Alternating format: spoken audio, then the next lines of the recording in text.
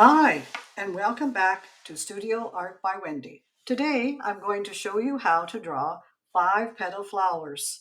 And before I start, just remember you can always check down below for other ideas of drawing with Wendy.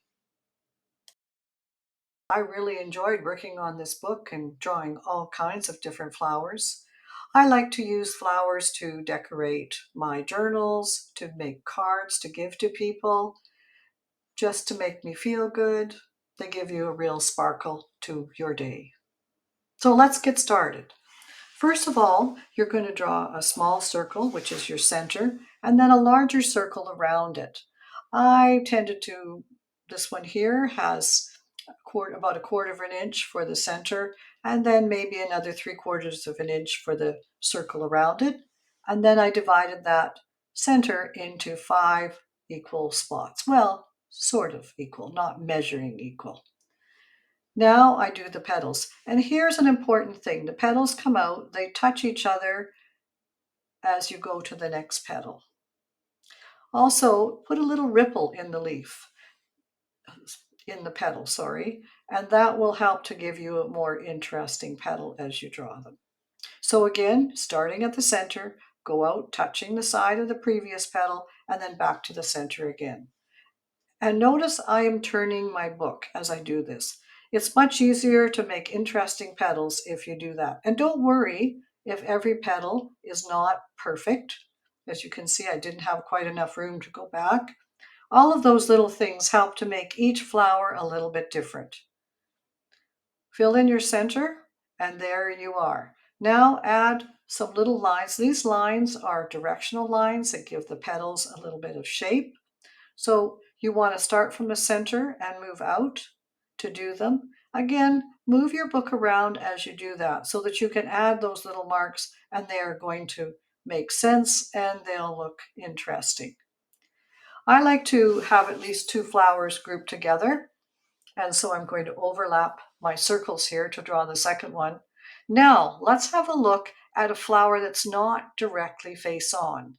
This first petal, as you can see, is covering part of the circle in the center, and you want to make sure that the center is flattened rather than round. You're going to still have your 6 petals, but now the shape is a little bit different. Oh, and the other thing, notice that the center of this flower is not in the center of the circle.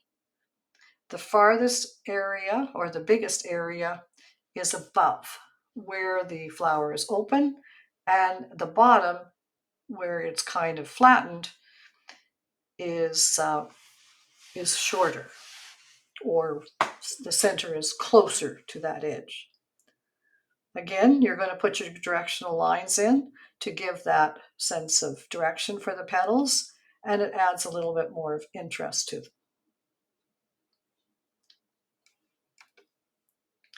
Now, this is another way of making a different kind of 5-petal flower. Again, we have our center, and again, we have divided it into 5.